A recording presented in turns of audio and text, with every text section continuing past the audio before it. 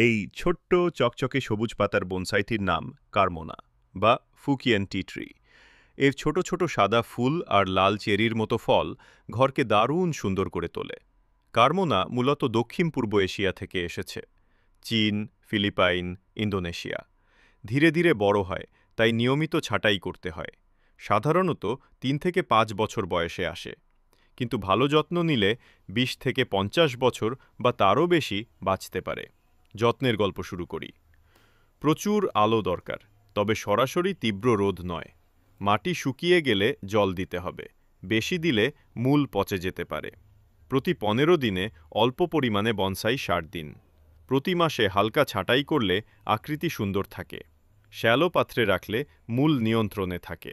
উপকারিতা: কারমোনা শুধু চোখে ভালো লাগে না, মানসিক প্রশান্তি দেয়, ধৈর্য ও মনোযোগ বাড়ায়, ঘরের বাতাস হালকাভাবে বিশুদ্ধ হয় এবং ফ্যাং শুই মতে সৌভাগ্য ও ইতিবাচক শক্তি আনে।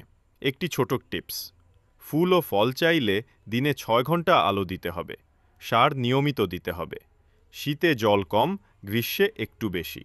এই হলো কারমোনা বনসাই, ছোট্ট কিন্তু মুগ্ধকর এক গাছ, যা ঘরে শান্তি, সৌন্দর্য এবং ইতিবাচক শক্তি বয়ে আনে।